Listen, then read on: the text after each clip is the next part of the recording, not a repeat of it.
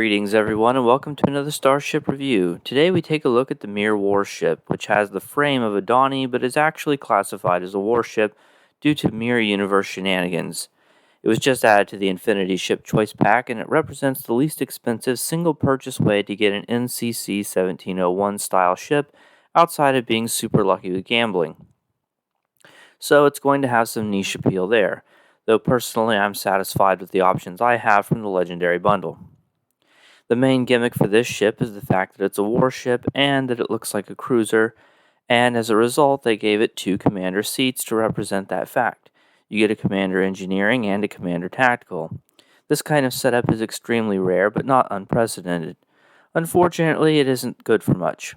Engineering powers exclusive to the commander seat are pretty lackluster, other than reverse shield polarity rank 3, but I doubt most people will run that here, as you're much more likely, like myself, to just run Aux to Bat rank 3, which isn't going to have a noticeable impact compared to Aux to Bat rank 1 on a different seat.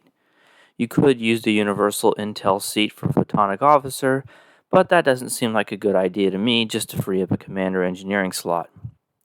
Speaking of that intel seat, it also happens to be the only specialization seat on the whole ship.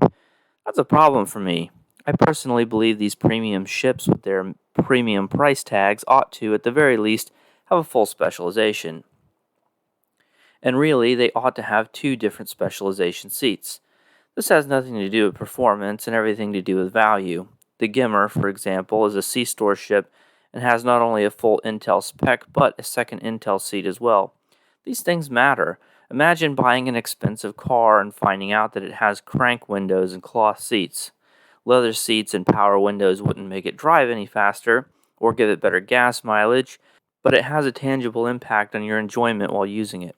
All the other major stuff is good. It has a 5-3 weapon layout, good console layout, good hull modifier. The shield modifier is a bit weak, but it is a destroyer, so that's expected.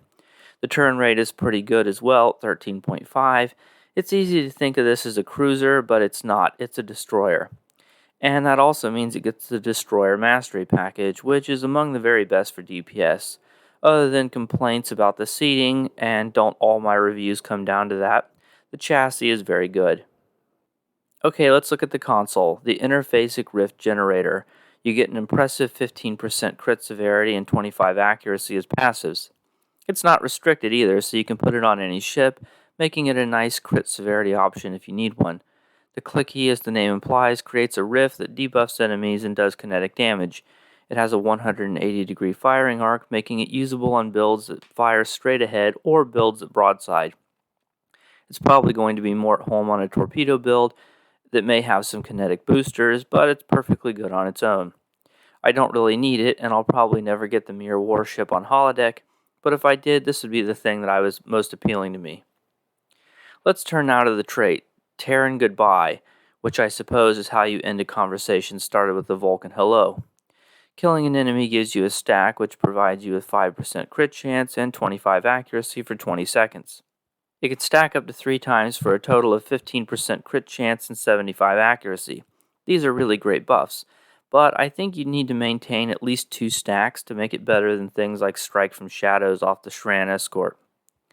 This trait has the same problem as Ruin of Our Enemies, which is that you need to personally be the one who landed the killing blow. This makes the trait unreliable in team content. In story missions, patrols, and other single-player content, it's not that big of a deal, and you'll be able to get all those stacks. The crit chance blends well with the severity from the console, and it's definitely worth using, but for me personally, I'd rather stick to traits that are more reliable. For me, the Mir Constitution warship is the Liam Hemsworth of ships. It looks great, it turns out a good performance, and you'd be happy to have it around, but it's lacking in personality, and you can't shake the feeling that there is another version out there that's more appealing. As a destroyer, I'd rather fly the Jem'Hadar Vanguard warship. It has Miracle Worker seating and Wingman pets for both better performance and more personality. The Vengeance is similar looking, has a hangar bay and temporal seating. If you're just looking for a 1701, then this ship is pretty good, and it might be one of the more affordable ones if you don't want to splurge on the Legendary Bundle. I kind of feel like they are putting all their appeal eggs into that basket, as well as the dual commander seating, both of which falls flat for me. Let's talk ratings. In terms of performance, I'm giving it 4 stars. As I said in the Arbiter review, 5 stars are reserved for the very best ships, and the lack of a big 3 specialization, namely Miracle Worker, Command, or Temporal, keeps it from a top score despite otherwise strong fundamentals. In terms of accessories, I give it 5 stars. Both the trait and console are quite good, and it gets the 5 stars on the strength of the console alone. Time will tell how the trait works out in practice. It may find a home, but even if it doesn't, it's still good and worth using. No hangar bay, no experimental weapon, no wingman pets, no transformation, no pizzazz. The Mere Constitution warship is a very good ship, but it just fails to impress me. It reminds me of the legendary Kelvin Connie, a very good ship that's just too flavorless for me to get excited about, especially with so many 1701s in the game already and on my account. I'll be happy to snag that console and maybe the trait on the KDF side if the opportunity arises. Thank you very much for watching. I hope you liked the video, and if you did, consider giving it a like. If you want to see more of my stuff in the future, consider subscribing. Take care of yourselves, and I'll see you in the next one. Bye.